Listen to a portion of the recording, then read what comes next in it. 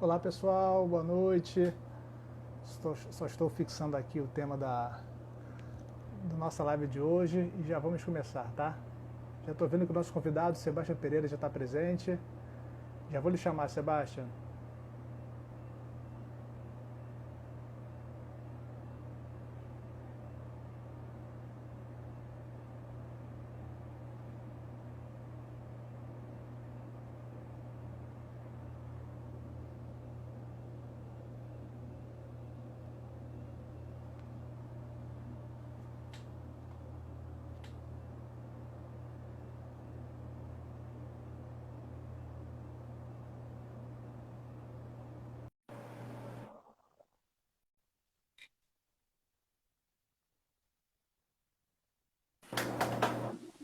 Olá, Sebastião.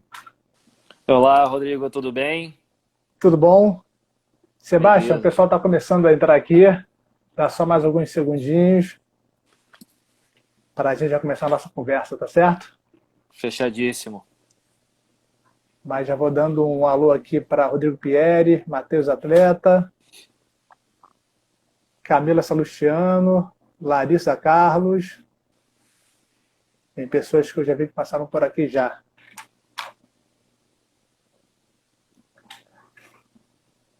Sebastião, antes da gente começar e também passar para todo mundo, vou trazer, não chega a ser uma regra não, né? Mas só para a gente poder ficar atento.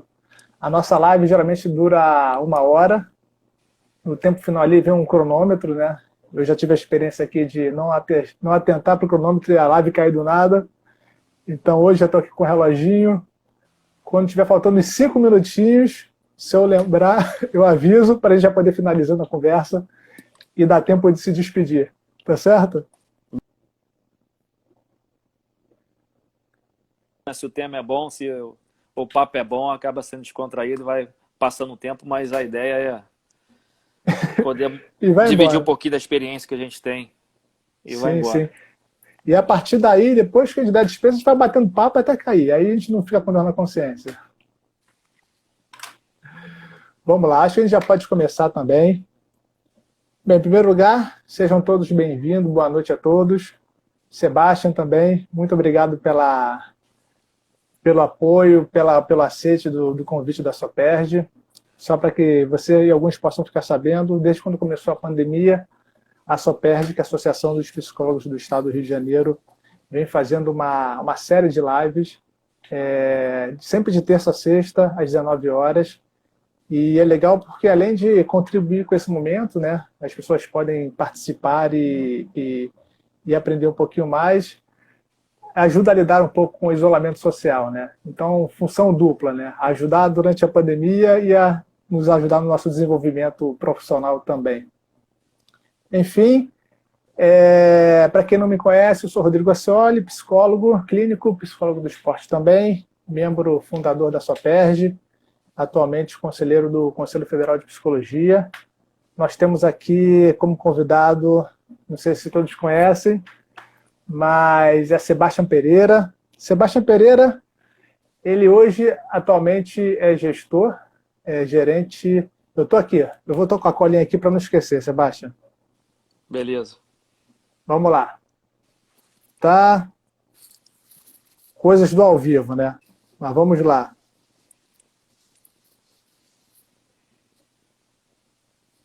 Sebastião, você depois me lembra aqui direitinho os anos certinhos, tá bom? Eu vou Tá bom. apresentando e você fala o ano, pode ser? Claro. Atleta olímpico, quinto lugar nas Olimpíadas de Atlanta, tá certo? Atlanta, 1996. Ok. Medalhista, terceiro Ainda tinha lugar. cabelo, quase mais ou menos igualzinho a você aí, mas parecido. Ó, mas isso aqui é feito da pandemia, tá? Geralmente ele é mais baixinho. Medalhista pan-americano, terceiro lugar no Winnipeg, 99, se não me engano. 99, Canadá. 99. Campeão mundial júnior quando e aonde? 96 em Portugal, cidade do Porto. Campeão mundial militar. Na Holanda, em Isso, 2000. isso foi na Holanda, 2000. E também medalhista mundial sênior, né? Foi terceiro lugar. Em 99, na cidade de Birmingham, e na Inglaterra. E atualmente você ocupa qual cadeira no Comitê Olímpico Brasileiro? Hoje eu sou gerente executivo de alto rendimento, né? E de jogos e operações internacionais. O que significa isso? Essa sopa de Por letrinhas favor. aí grande.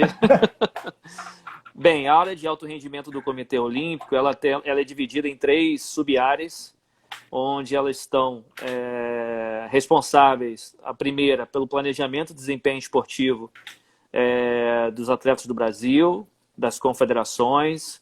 A gente, junto com as confederações brasileiras esportivas, faz todo um planejamento anual em cima dos recursos da lei das loterias, né, que cada confederação recebe.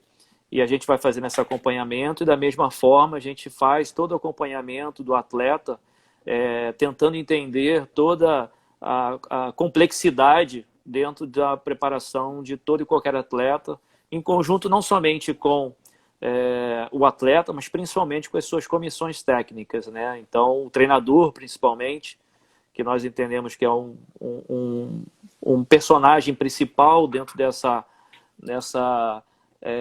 conjectura, né? Como também a gente vai falar sobre isso, né? Do psicólogo, do papel, a importância do psicólogo dentro desse processo. Ou seja, a gente faz toda essa coordenação de projetos de cada atleta visando os Jogos Olímpicos, Jogos Pan-Americanos, Jogos Sul-Americanos. Essa é a área de planejamento esportivo, que é liderado pela nossa gerente, que é a Mariana Mello, também uma ex-atleta. Nós temos a área de laboratório olímpico, que é liderado pela Jaqueline Godoy, também uma ex-atleta, né, que a gente tem 11 áreas, inclusive a psicologia está dentro do nosso laboratório olímpico, que funciona dentro do centro de treinamento do Parque Aquático Maria Lenk, né, tem sido usado, é um dos mais modernos da América Latina, né, se não o mais moderno da América Latina, um dos melhores do mundo. Realmente é um espaço sensacional que a gente conseguiu montar e tem sido bastante usado dentro do nosso centro de treinamento. E o centro de treinamento Time Brasil, propriamente dito, que é composto pelo Parque Aquático Maria Lenk e também o centro de treinamento de ginástica artística na areninha ali, onde era a arena da Barra da Tijuca, ao lado do Parque Aquático Maria Lenk. E essa é a área de alto rendimento, onde a gente foca principalmente na preparação dos atletas dentro de todas essas áreas. E a área de jogos e operações internacionais, que é a área que é responsável por toda a logística e operação de todas as delegações do Brasil que vão aos Jogos Olímpicos, Jogos Pan-Americanos, Jogos Sul-Americanos. É a área que prepara todo o circo, é a área que prepara todo o processo, né, da viagem, para fazer com que os atletas só se preocupem em viajar e performar bem durante os jogos propriamente dito. Então, essa estrutura toda dessas 2 áreas grandes, né, a área de alto rendimento e a área de jogos e operações internacionais, é a área que hoje está sob a minha liderança. E, enfim, é uma responsabilidade tanto, principalmente quando a gente tem grandes eventos, e ainda mais nesse momento agora, né, de adiamento dos jogos para o ano que vem. Ô, Sebastião, você tem uma história que eu acho que a nossa área, embora seja, né, essa interdisciplinaridade junto com a psicologia e o tema é gestão esportiva, mas não vai ter como não falar um pouco da sua carreira, um pouquinho da sua história, um pouquinho dessa transição de carreira, né? Como é que é passar de ser atleta a gestor, né? E a gente acabou não falando, né? Você vem de judô. E o judô, historicamente, esqueceu dessa pequena informação, a gente esqueceu de passar, né? E o judô brasileiro, historicamente, é uma modalidade que sempre traz boas alegrias, né? Sempre traz medalhas, sempre traz bons resultados, né? Então, me fala um pouquinho aí, primeiro, de você, sobre a sua história no esporte, quem é o Sebastião, de onde veio. E daqui a pouco a gente já entra no Sebastião gestor já. Bacana, né? Legal. A minha história, né, começou... Eu sou de Nova Iguaçu, do Rio de Janeiro, da Baixada Fluminense. Comecei judô com 3 anos e meio e era diversão. E era mais, na verdade, foi por uma indicação médica do meu pediatra, porque minha mãe não me aguentava em casa.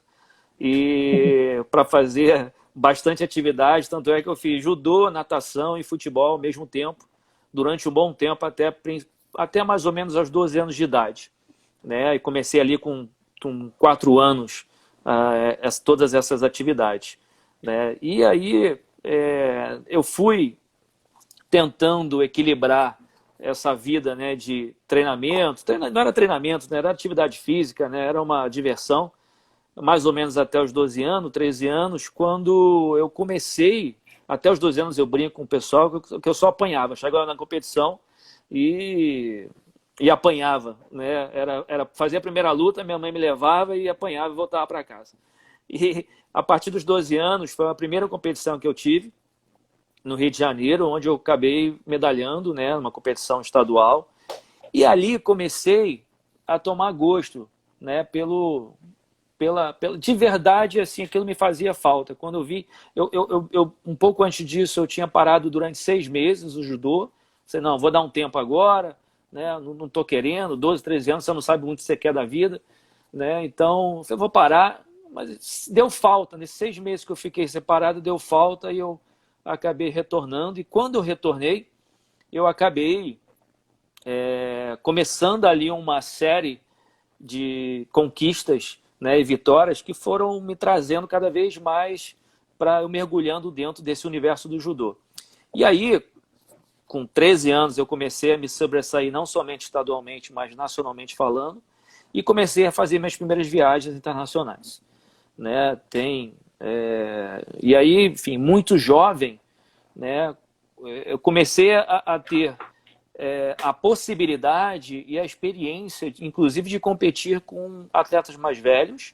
Eu era da categoria juvenil e competia com atletas júniores, inclusive sêniores, e comecei a me sobressair, né, tendo algumas vitórias, conquistando títulos, nacionalmente falando, de categorias superiores à minha. E isso, quando eu vi, eu estava no processo de uma Olimpíada, que foi a Olimpíada de 96.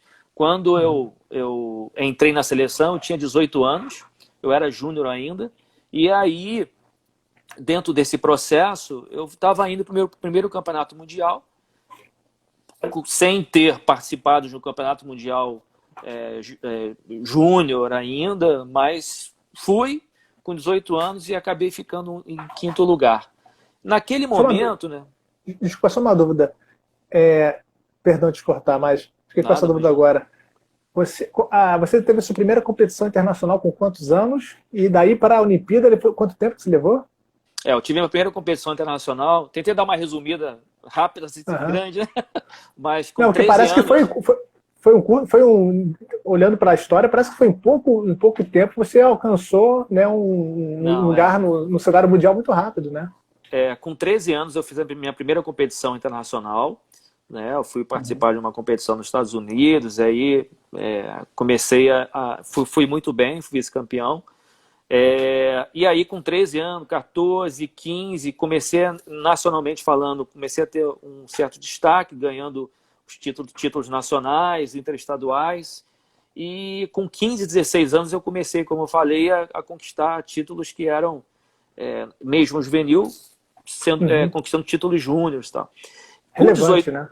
Extremamente relevante, principalmente numa modalidade onde você tem de contato, né? Uma modalidade que você tem ali o vigor físico, né? Você tem ali as suas características físicas muito bem determinadas, né? E aí, logo depois, com 17 anos, eu estava começando a fazer as primeiras seletivas na categoria sênior. E aí, com 1 ano participando dessas seletivas sêniores, na minha época, com 17, 18 anos, haviam muitas seletivas, né? Eu comecei a pegar gosto com aquilo. Com 18 anos eu me classifiquei e conquistei a vaga para ir aos Jogos Olímpicos. Para ir ao Campeonato Mundial em 95. E aquilo tudo, quando eu vi, eu já estava mergulhado no mundo do judô. Eu fazia, nessa época, eu já estava fazendo faculdade. Eu entrei na faculdade de economia com 16 para 17 anos. E eu estava no 4º período. Estava na metade do meu curso de economia, ali em 95. E quando eu vi, fui obrigado, caramba, não dá para continuar isso aqui não, se eu quiser realmente ir aos Jogos Olímpicos. Eu tive que trancar a faculdade, né, de economia e para poder seguir nos treinamentos, né, da dedicação que que era necessário. E aí, quando eu vi, eu estava me classificando para os Jogos Olímpicos em 96. Eu era o atleta mais jovem da seleção, com 19 anos. E assim, não era meu objetivo inicial para aquele ano em 96. Meu objetivo principal era ir para o Campeonato Mundial Júnior, em 96, na cidade do Porto, e ser campeão. Mas acho que o trabalho foi tão bem feito, e eu, graças a Deus, eu tive a oportunidade de ter grandes pessoas na minha vida, influenciando positivamente, todos os profissionais que em volta trabalhavam comigo, principalmente companheiros de treino, né? Eu acho que todas essas características, todos esses pontos foram me ajudando, principalmente me dando forças para poder realmente seguir nesse caminho. Então, em 96, eu fui aos Jogos Olímpicos, acabei ficando em 5º lugar. Eu saí de um campeonato mundial em 95, 5º lugar, e fui para os Jogos Olímpicos, fiquei em 5º lugar. Perdi medalha de bronze, faltando 1 minuto. Mas foi um ano ali dos 500 lugares. Mas assim, eu saí muito feliz dos Jogos Olímpicos, porque eu acho que eu fiz um bom papel. Eu acho que foi super importante a minha participação. As pessoas viram ali que eu me dediquei ao máximo e eu cheguei muito próximo de uma medalha, mesmo com 19 anos. Quando eu voltei, eu falei, caramba, eu vou ser campeão mundial esse ano. E logo depois, um mês depois, tinha o Campeonato Mundial Júnior, que era a minha categoria de fato, e eu acabei me sagrando super bem, ganhando super bem um campeonato, né? Ganhando a medalha de ouro no Campeonato Mundial. Enfim, quando eu me vi, ali era judô. Judô, só pensava no judô, só pensava em treinar. Tal. E aí veio o próximo ciclo, onde eu falei que é o seguinte, 2000, daqui a 4 anos, né, tá logo ali, eu vou ser campeão olímpico. E nesse processo, várias coisas acontecem ao longo do tempo que vão te surpreendendo. Né? Óbvio que eu tinha na minha cabeça ali aquele desenho, é importante ter aquela meta, né, estipulada por aquilo que você quer para a sua vida, e eu tinha aquilo, eu vou ser campeão olímpico, eu vou ser campeão olímpico. E ao longo do tempo, eu consegui me manter na seleção naquele período, só que no meio do caminho eu tive uma lesão muito séria, foi a minha primeira lesão grande dentro do judô, que foi uma lesão no pubis, onde eu tive que operar e fiquei praticamente ali 7 a 8 meses parado, né? Nesse momento, e foi em 98, foi logo um ano antes dos Jogos Pan-Americanos, um ano antes ali do ano pré-olímpico, é super importante, mas era um momento que foi importante para que eu pudesse restaurar o meu corpo para seguir para 2000. E assim foi, eu voltei em 99, voltei ainda cambaleando em alguns momentos, né? Mas acabei indo para os Jogos Pan-Americanos, consegui a vaga novamente na seleção, acabei indo para os Jogos Pan-Americanos, eu fui terceiro, depois fui terceiro no Campeonato Mundial Militar e acabei fazendo o Campeonato Mundial Sênior em Birmingham, né, que era uma prévia, né, dos Jogos Olímpicos, né, do ano que vem. Acabei sendo o terceiro colocado, fazendo um baita de um campeonato. Foi realmente um baita de um campeonato para mim, aquilo me deu a certeza que eu estava preparado para chegar em 2000 e ser campeão. E aí as pessoas não sabem, né, Sebastião? Desculpa só te cortar também. Também não, de novo. Mas as pessoas não sabem o quão difícil é uma seletiva no judô, né? Pois porque você tá ali competindo com pessoas que são assim, são potenciais campeões mundiais, olímpicos, né? Então, quem sai da seletiva ali para representar o Brasil sempre é um sério candidato a ter um bom resultado, né? A seletiva não é fácil, né? Exatamente, né? E a gente teve a sorte, como você falou, o judô é extremamente vitorioso, a gente viu, tem visto aqui, entrando e saindo vários pessoas que são ícones do judô nacional, que tiveram comigo, né, junto em seleções, viajaram comigo, foram meus ídolos. O judô sempre teve muita gente boa, né? Então, e isso é uma das coisas que eu trago isso para a minha vida de gestor hoje, né? Que eu falo dentro de todos os projetos que a gente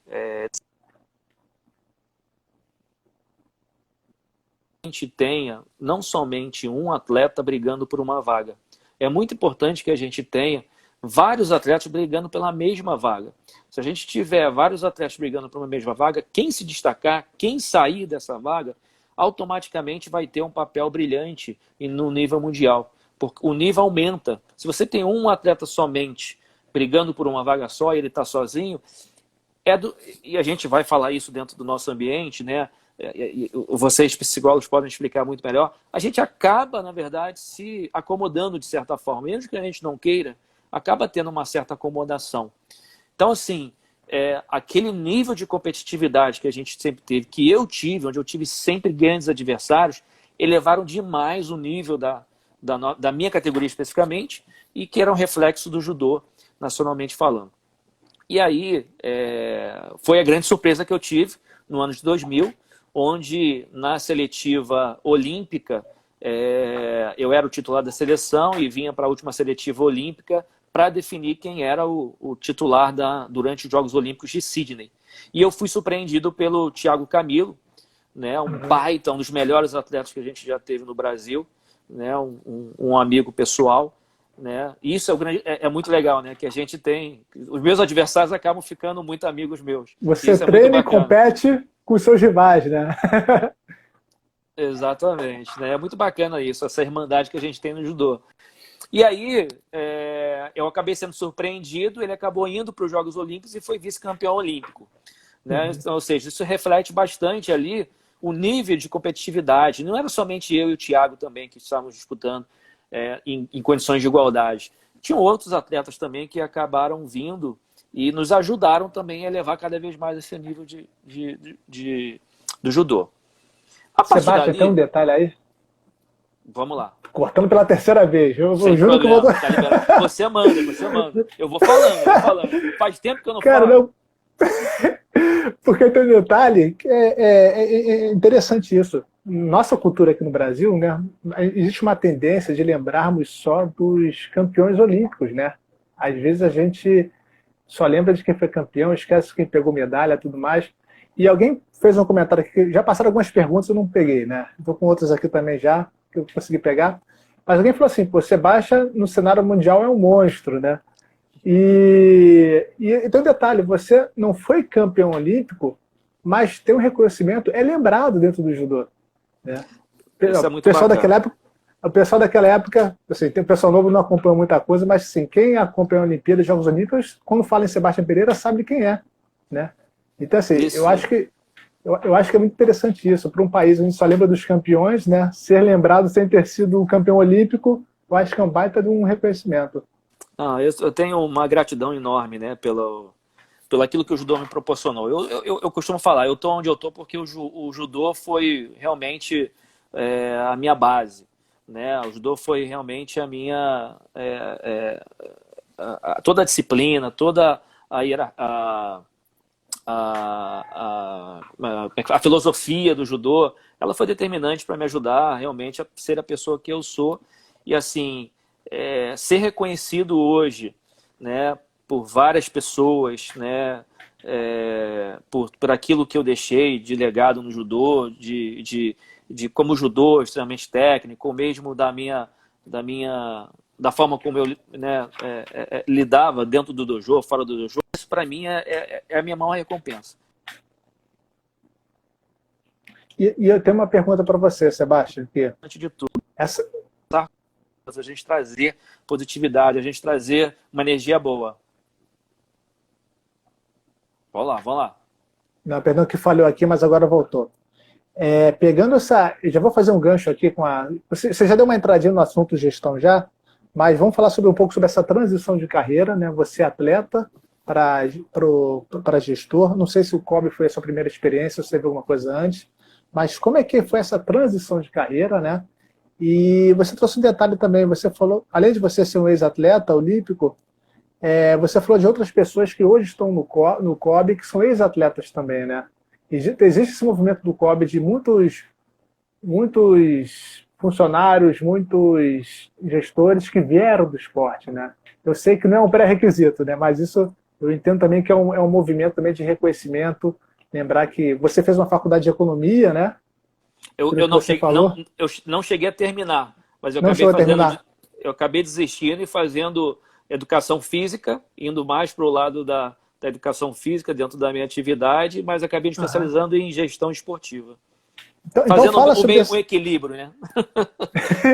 Então você fala sobre essa transição de carreira, como que você chegou no COB e aí, né? Você enquanto gestor, como é que você funciona, né? Como Pois é que é, as coisas funcionam? ali em 2000, né, quando eu tive essa derrota, né, para o Thiago, para mim foi um baque muito grande porque eu tinha uma meta estabelecida e não pude alcançar essa meta. E a partir dali eu comecei a pensar um pouquinho na minha vida, fora judô, do que eu poderia fazer, da forma que eu poderia fazer. A primeira atitude foi voltar realmente para a faculdade e acabei decidindo fazer educação física, como eu falei para você. Mas a educação física, eu adoro aquilo que o judô me proporcionou, aquilo que o judô me traz, todo o conhecimento que eu tenho no judô. Eu tenho uma vontade enorme de passar tudo que eu sei. Eu acho fascinante, né, fazer.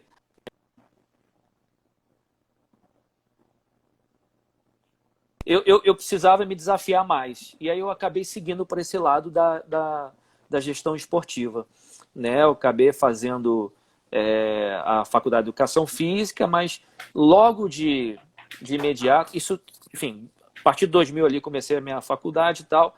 Quando foi mais ou menos em 2004, que eu acabei também não me qualificando para ir aos Jogos de Atenas, apesar eu acabei me machucando novamente em 2001, 2002 eu voltei bem e acabei me machucando no final de 2002 também. Enfim, aí as lesões, acho que a cabeça não estava tão regulada assim, acabou me vencendo. Eu acabei fazendo essa mudança, né, completa dentro da minha vida. Comecei a pensar mais na questão fora, né, do Jô do que dentro. E aí eu fiz essa transição para a área de gestão, onde no final, ali no iniciozinho de 2005, pós-Jogos Olímpicos de Atenas, eu fui convidado pelo Agberto Guimarães, que era o diretor de esporte do comitê organizador dos Jogos Pan-Americanos, né, onde a gente tinha os Jogos Pan-Americanos de 2007, iria ter naquela época, né, para fazer parte da área de esporte. Prontamente eu aceitei, porque aquilo iria me trazer uma bagagem enorme de conhecimento. Acho que foi, eu costumo falar, foi um MBA a jato, né, dentro da área de gestão esportiva, dentro de um grande evento, e um grande evento que era muito similar ao que é os Jogos Olímpicos. Né? Então, em 2005 foi quando eu desisti da carreira de judô, né? Deixei de entrar no tatame ali para ser atleta, mas que a gente nunca deixa de ser judoca, né? A gente sempre continua. Mas, assim, um detalhe importante, que é uma coisa que a gente acabou falando nos bastidores, né? Muita gente, né, tem muita dificuldade, né, em que momento eu paro, que momento que eu vou fazer a minha transição. Para mim isso estava muito claro desde o início, porque eu já estava com aquela coceira, não, eu preciso fazer outra coisa, eu preciso andar, eu preciso pensar na frente, e aquilo já vinha para mim muito claro. E aí o convite, quando veio do comitê organizador, né, dos Jogos Pan-Americanos de 2007, foi como uma luva, e aquilo foi muito fácil, muito feliz, né, fazer parte desse universo. E ali foi um aprendizado a cada dia, né, porque é uma loucura fazer parte de um comitê organizador. Já é uma loucura fazer um grande evento, e dentro de um evento que é enorme, né, os Jogos Pan-Americanos, ele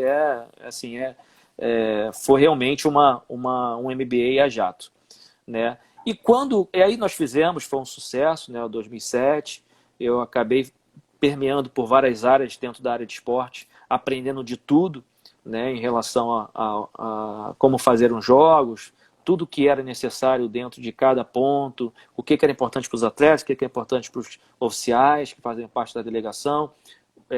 E o mais legal, o conceito que eu tinha ido aos Jogos Olímpicos, Jogos Pan-Americanos, para receber os serviços, né, providos por um comitê organizador. E anos mais tarde, eu estava justamente fazendo o caminho inverso. Eu estava ali tentando prover os serviços ser provedor de serviços para os atletas. E isso é muito legal, porque você traz a experiência de atleta, de tudo que você vivenciou, para trazer para esses principais clientes, que são os atletas e os oficiais. Então, assim, nesse momento eu estava muito decidido, e foi muito importante para mim essa passagem. E ao final de 2007, quando acabou o comitê organizador, eu fui convidado pelo Marcos Vinícius Freire, né, que era chefe de missão em várias missões, fazia parte, né, do Comitê Olímpico, e pelo o meu antigo gestor, que era o Peri, José Roberto Perillier. Fui convidado novamente fui convidado para entrar dentro da equipe técnica do COB, que trabalhava justamente nessa área de alto rendimento para ajudar as confederações dentro dos planejamentos esportivos. E estou lá até hoje. Então são aí 2007 para agora, eu vou fazer de casa aproximadamente 13 anos. Estou quase nos 13 anos. Caramba. Né, de Comitê Olímpico, passando por diversas áreas dentro da área de esporte. E, assim, foi um aprendizado enorme, né?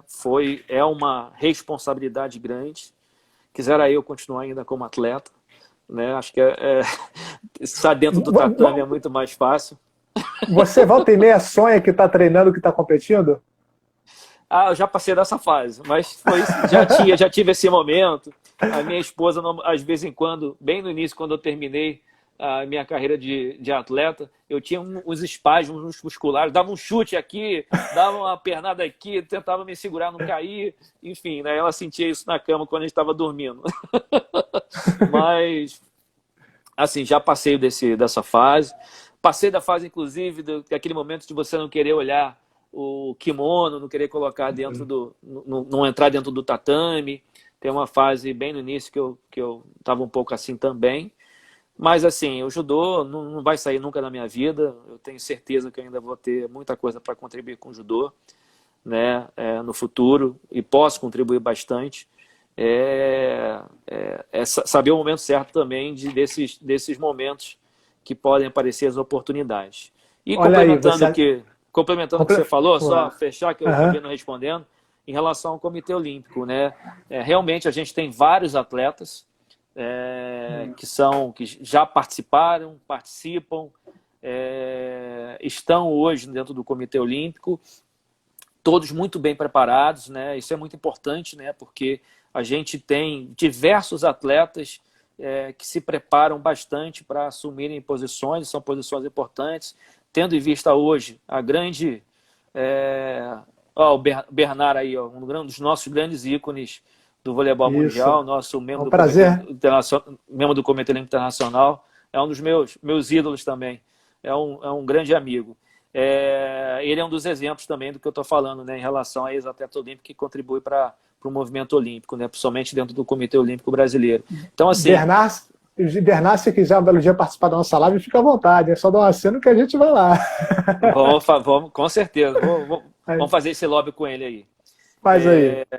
Então, assim, acho que vários atletas, né, se prepararam ao longo dos anos e, assim, fazendo hoje um paralelo de quando eu entrei para agora, né, a gente tem hoje cada vez mais um papel extremamente importante, né, dos atletas dentro da gestão esportiva das entidades. Então é muito importante, né, que os atletas se conscientizem o quão importante é se preparar para uma oportunidade de participar da gestão das entidades. Isso é fundamental, porque é bem diferente da vida de um atleta. É muito, como eu falei, ser atleta é muito mais fácil, porque... Mais fácil não, né? É diferente, né? Você tem que se preocupar em treinar, você tem que se preocupar em estar ali presente, focar, né? Estabelecer os seus objetivos e competir. Porque lá atrás, nos bastidores, tem um grande número de pessoas fazendo o máximo para poder lhe ajudar,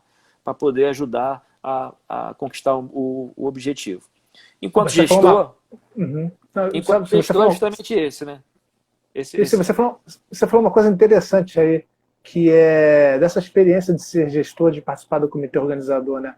Você tem uma experiência enquanto atleta, você vivenciou os bastidores, você treinou e foi cuidado para estar ali, né? Quando você vai para a sua primeira missão enquanto gestor, você está ali para receber os atletas e receber a comunidade, né? O público, né? Então você tem uma atenção dupla ali.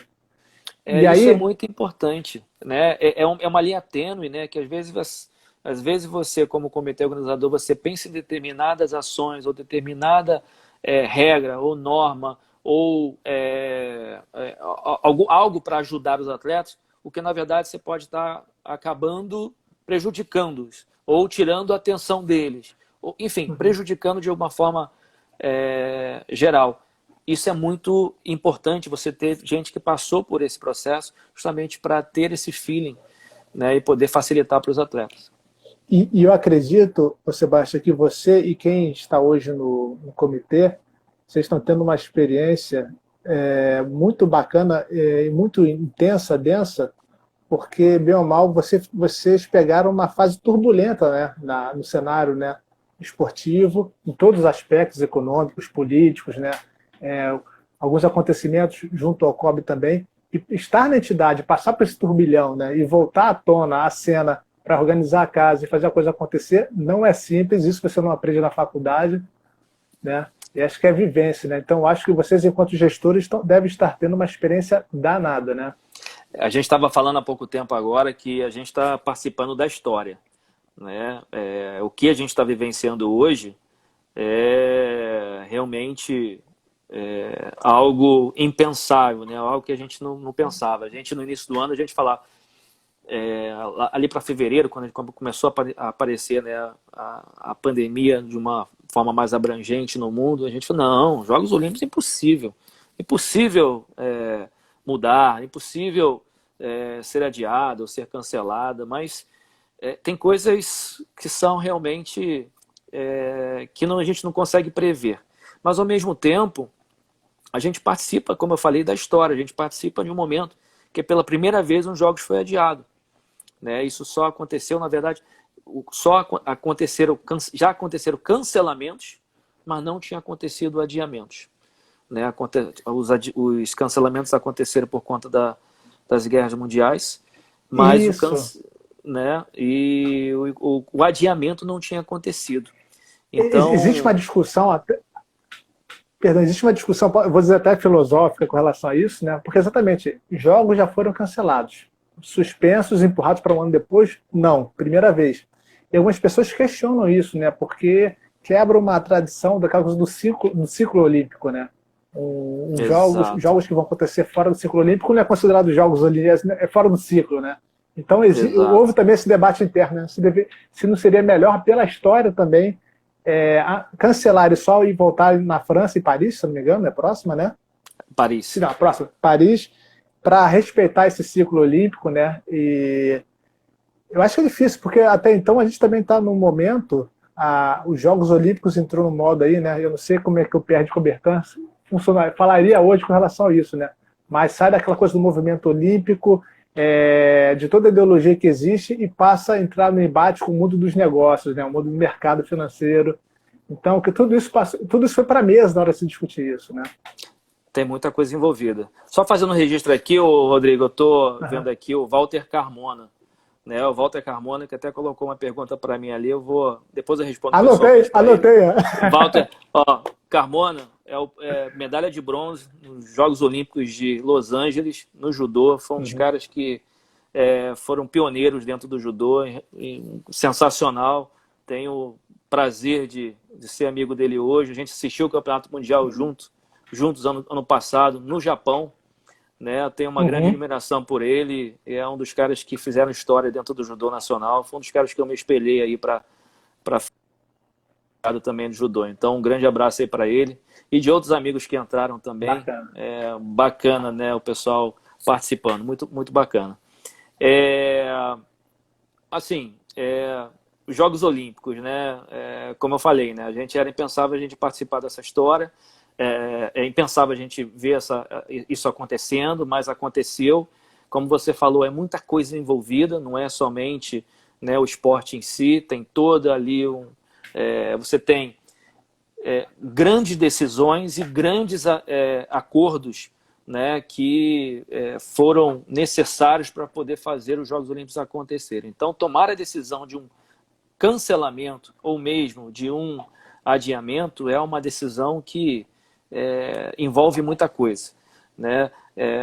Acho que por isso mesmo demorou-se um pouco o próprio Comitê Olímpico Internacional a divulgar a sua decisão em relação ao adiamento, onde já existia uma pressão muito grande de alguns comitês olímpicos nacionais, principalmente dos atletas.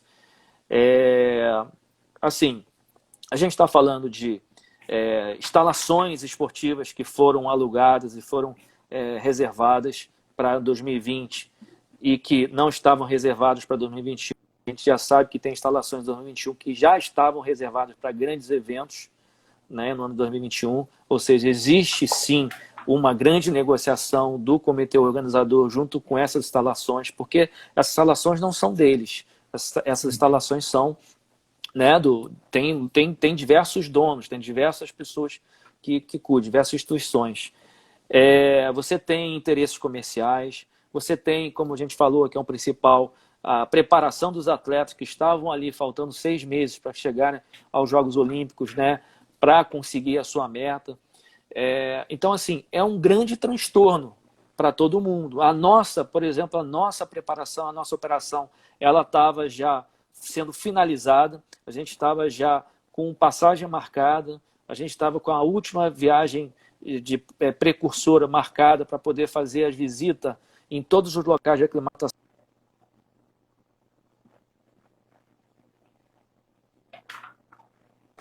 que a gente vai ter no Japão. A gente vai dividir as modalidades, a grande maioria das modalidades no Japão, para poderem fazer a aclimatação. Como todo mundo sabe, a gente tem 12 horas de diferença no Japão, ou seja, a gente precisa ter pelo menos 12 dias de antecedência para a chegada de toda e qualquer pessoa, para que ela, atleta principalmente, para que ela esteja em condições de igualdade e esteja já equilibrado para o fuso horário do Japão. Ou seja, a gente estava chegando com 12 dias de antecedência a partir do início da competição de cada modalidade. Então, assim, é um grande, né, emaranhado aí de decisões que foram necessárias e que nos obrigou a replanejar. E o nosso replanejamento, a gente já entrou em contato com todas as cidades que a gente já tinha, são 9, todas as cidades e locais, e mesmo locais, para o ano que vem. A gente tinha a nossa operação logística de containers, estavam saindo 12 containers, aliás, 7 containers agora, no mês de abril, para o Japão, que eram os últimos 7 containers que a gente ia levar de material, né? A gente está falando de mobiliário, a gente está falando de piso esportivo, a gente está falando de material de fisioterapia, a gente está falando de material de musculação, a gente está falando de diversas coisas. Logística, né? Estava já no depósito para a gente carregar os contêineres e a gente levar isso para o Japão. E a gente teve um anúncio, ou seja, tivemos que suspender. No Japão já tem 7 containers, né, que estão lá dentro de um depósito, com barcos de vela, com pisos de esportivos. A gente teve que estender o nosso armazenamento por mais um ano, para o ano que vem. Hotéis, passagens aéreas, contratos de alimentação com a empresa de alimentação que a gente está que a gente contratou para poder servir a alimentação brasileira durante esse período de aclimatação em todas as cidades que a gente vai ter, para que os atletas se sintam um pouco mais confortáveis. Uma das coisas mais importantes que a gente tem quando a gente pensa em Japão é o fuso horário e a alimentação. E são pontos fundamentais que a gente tem dentro da preparação dos atletas, né? Que a gente vai entrar, inclusive, na questão psicológica. Os atletas precisam se sentir, né, dentro ali daquele ambiente, que é um ambiente, de certa forma, que amedronta, né, os atletas. Né? É um ambiente olímpico, é um ambiente de preparação para o final, para os Jogos. É aquele sentimento ali que está chegando o principal objetivo deles foi o objetivo do último ciclo de 4 anos. Ou seja, grandes decisões. Para isso, se a gente puder fazer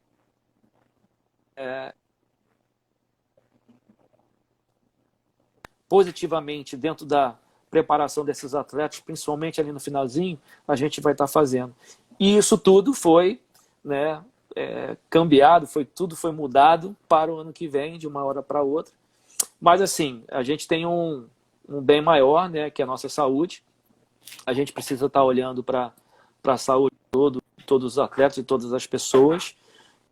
Graças a Deus, o Comitê Olímpico Internacional foi fundamental dessa decisão, para poder adiar e dar mais tranquilidade para todo mundo, e a gente espera que isso passe o mais rápido possível, né, para que todo mundo tenha tranquilidade para poder se preparar para o ano que vem. Sim, sim. Aí eu vou fazer aqui já uma costura com a psicologia, não tem como escapar disso. Né? Porque você falou uma coisa muito interessante. Quando isso nos pega, né, a pandemia nos surge nas nossas vidas, aí vem isolamento social, de fato mexe, né, com os atletas, vai mexer com o sonho olímpico também, com seus treinamentos, vai mexer com essa estrutura, com essa base, mas também tem assim, os nossos familiares, toda a comunidade, todo mundo de volta, né? Essa pandemia nos traz também esse senso de comunidade, a gente passa a se preocupar com o próximo, com o colega, com o vizinho, com quem mora numa comunidade próxima. Isso começa a mexer com a gente de uma tal maneira. E aí você falou sobre acompanhamento psicológico, a Aline Wolff também já passou por aqui, não sei se ela continua entre nós, é psicóloga do COB, mas como é que fica, hein? Você também participa, você participa apenas das decisões relacionadas aos grandes eventos, às competições, ou também participa um pouco dessa estrutura interna, né? Desse cuidado, a parte técnica aqui, aos apoios, a instituição COB em si. Você trabalha apenas com as competições e eventos externos ou também trabalha para dentro?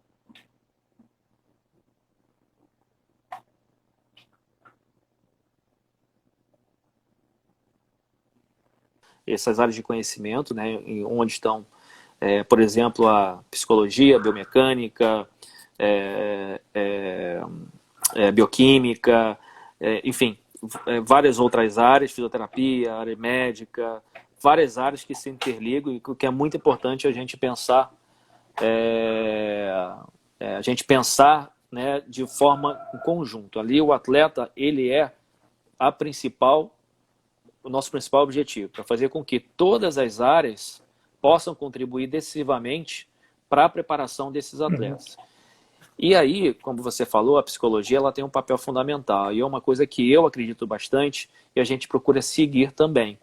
Né? A Aline, né, que é a nossa psicóloga dentro do Comitê Olímpico, vai poder confirmar isso e vem trabalhando isso diretamente. Mas assim, eu entendo que o atleta precisa, e eu venho falando isso em vários momentos,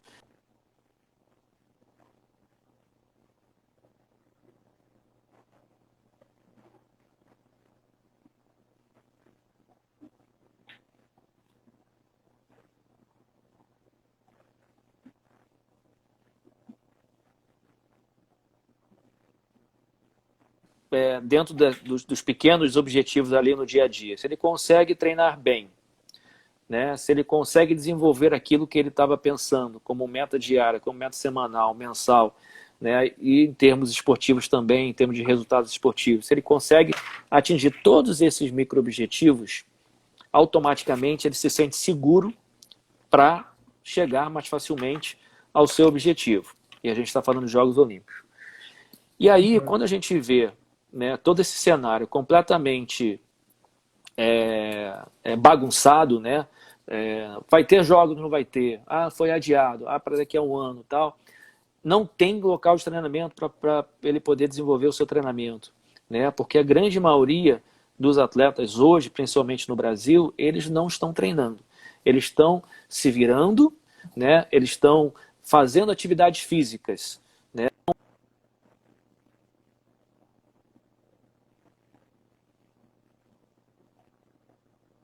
Uhum.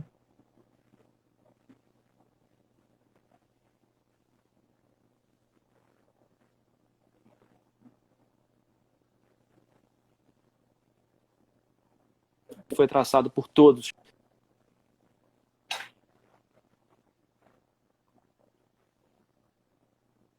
das suas possibilidades, dentro do ambiente que é possível treinar, seja na sala da sua casa, seja no quintal da sua casa, seja na piscina, né, ao lado, mas que não tenha as dimensões e a qualidade necessária para você desenvolver, ou no tatame, né, montado no meio da sala, né, improvisado.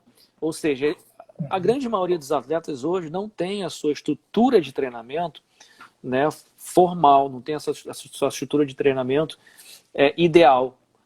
Eu entendo que a parte psicológica dele, ele acaba ficando prejudicado porque ele não se sente seguro para desenvolver e para chegar àquele objetivo do melhor preparado.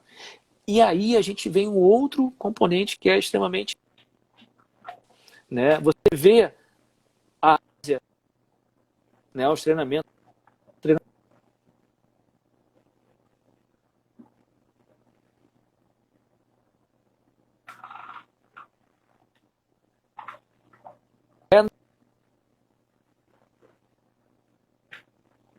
todo mundo fica ansioso para voltar. Mas assim, ao mesmo tempo, a gente tem que olhar isso de um lado, por um outro lado, por uma outra ótica, né? De uma forma positiva. Né? A gente não tem uma competição, né? As federações internacionais não definiram ainda o retorno das suas competições. A gente não tem um calendário esportivo definido. A gente, e aí olhando para o lado positivo, vamos pensar em seguinte, a gente está sempre machucado, a gente está sempre querendo um momento para descansar.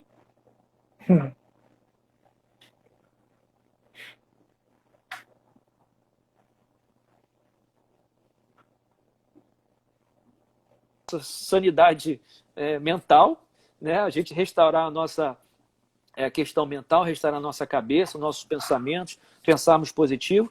E momentos de restaurar fisicamente, principalmente. Muitos estavam lesionados, ou muitos estavam adiando uma cirurgia, sim, sim. ou não. Ou seja, acho que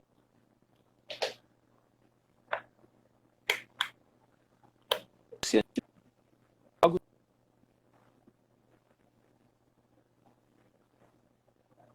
do nosso corpo e se preparar melhor para o ano que vem. Tô falando pra caramba, né, Rodrigo? Então, agora levantei o dedo, hein? Não, o Oscar Schmidt fala muito isso, né? O melhor treino é o descanso, né? Então... Aí o descanso é fundamental. Ele é fundamental para parte do processo. recuperar, faz parte. Alguns falam que é o treino de pijama também. Agora, agora é muito interessante porque na psicologia, sempre a gente vai falar que vai trabalhar, a gente vai trabalhar com alguém, a gente precisa levar em consideração a questão socioeconômica, ambiental, cultural da região que você está, né? E quando você está numa instituição que dialoga com pessoas do mundo inteiro, você está falando da Ásia, lá a relação que eles estão tendo com o Covid é daqui a pouco alguém aqui já amolece um pouquinho, ou já entra num estado onde o isolamento pode começar a diminuir. Então você vai começar a ver pessoas pelo mundo, você vai começar a perceber o treinamento, a parte interna burocrática começar a funcionar em tempos diferentes, né? Algumas pessoas podem até começar a pensar, o país tal saiu na frente, né? A gente está aqui atrás. Então a gente vai ter que lidar com tudo isso. E caso isso de fato seja um agente que venha fazer uma grande diferença, as pessoas vão entender, gente, é específico, né? A coisa mundial. Não é só com a gente, né? Não é só com a gente, né? Isso faz parte da história, isso faz parte do desenvolvimento. Tá igual para todo mundo. Exatamente. E aí, quando você fala muito isso, eu acho muito bacana, porque existe um cuidado do comitê com o atleta, né? E o cuidado com quem cuida dos atletas, né? Como é que está esse cuidado para os funcionários, para que eles possam trabalhar em home office? A gente sabe que o trabalho é limitado. Como é que é gerenciar isso, né? Que dentro das suas limitações a gente possa fazer o melhor possível. Exatamente. A nossa primeira preocupação inicial, né, dentro desse processo, foi tentar trazer todo mundo, né, que estava fora do país para poder, em segurança, né, muitos países, né, com a possibilidade de fechamento da fronteira. Então a gente conseguiu trazer todo mundo e conseguimos, dentro do nosso dia a dia, fazer a comunicação diária com os atletas para tentar orientá-los da melhor forma em relação à prevenção, para que não pegue o Covid, obviamente, e também para que se eles se mantenham em atividade física dentro das suas possibilidades. Né? A gente já divulgou em nossas redes sociais uma série de orientações relacionadas à área médica, em relação à prevenção, trabalho de prevenção de lesão, trabalhos também de atividades físicas voltadas não somente para os atletas, mas como você falou, o nosso público interno também é super importante que a gente consiga mantê-los motivados dentro desse cenário. Né? É um cenário que não é bom para ninguém. Né? Você trabalhar de home office e você não conseguindo sair, você não conseguindo andar, você não conseguindo, né, com uma série de restrições, muito diferente, né, do dia a dia nosso, é extremamente estressante para todo mundo. Então a gente também, da mesma forma, deixou disponibilizado os nossos profissionais que trabalham com a gente, das nossas equipes multidisciplinares, como preparador físico, a própria Aline, que é a nossa funcionária, vem ajudando bastante todos os nossos funcionários, para que todos tenham e mantenham-se motivados no sentido de, o objetivo continua, o nosso papel dentro desse sistema, ele continua. A gente precisa manter todos motivados para que os atletas também se sintam motivados e a gente consiga chegar a todos esses serviços. Todos os nossos treinadores, todos os nossos preparadores físicos, todos os nossos biomecânicos, psicólogos, todos os profissionais que estão ali em volta do atleta continuam trabalhando dentro dos seus locais, com as suas limitações, remotamente, fazendo as lives, né, diárias que todo mundo está fazendo e fazendo reuniões diárias para poder fazer com que os atletas se sintam motivados e possam continuar treinando. Isso é fundamental, Sebastião, é um objetivo diário. Sebastião, nós temos só mais 3 minutos de live. Passou rápido. E não fiz metade das perguntas que foram surgindo aqui, mas olha só, primeiro eu quero te agradecer imensamente por esse papo. Você não tem noção de que como ter essas informações são importantes também para a gente, porque quando a gente vai trabalhar, a gente precisa entender todo o contexto, né? E para quem tem muitos estudantes que nos acompanham também, então eles não só vão aprendendo um pouco mais sobre a psicologia, mas vão pedindo sobre gestão de esporte como um todo. Acho que eu vou primeiro te agradecer e eu vou encerrar com uma pergunta e também dar espaço para poder se despedir, né? Depois que você acabar de falar, a gente vai até a live cair. Que é o seguinte, é a pergunta do Walter Carmona, que ele fala quais são as principais características então e atribuições para você ser um gestor esportivo, né? Para quem está chegando aí, qual é a dica que você dá? Se despeça também, porque daqui a pouco a live vai cair, tá? Então, encerra com essa. Não, te agradecer, Rodrigo, aí, o convite, te agradecer pela live, pela oportunidade. A gente acabou falando bastante aí da minha história. Eu acabei falando bastante, né? Mas foi muito legal, muito legal participar. Falta um minuto aí para a live cair, hein? A gente estava super à vontade, a gente fica à vontade falando de judô e principalmente de esporte, né? É o que move a gente. Eu acho que uma das coisas que o Carmona perguntou, e ele é vital não somente para ser gestor, mas qualquer coisa, é você ter paixão pelo aquilo que você faz. Né? Eu tenho paixão por aquilo que eu faço. Eu acho que é muito bom, como você falou, ser reconhecido, né, enquanto atleta, né, pelo aquilo que você fez. É muito legal, principalmente porque eu tinha paixão por aquilo. E eu tenho paixão por aquilo que eu faço hoje. Eu faço muito no dia a dia por aquilo que me move, é a paixão. Né? Óbvio que você precisa se preparar, você precisa ter a capacidade de liderança, você precisa ser um cara disciplinado, você precisa ser um cara que precisa escutar bastante. Né? Eu acho que o gestor precisa escutar, principalmente a gente colocando, né, esses dois mundos, né, de atletas, gestores, né? Enfim, são várias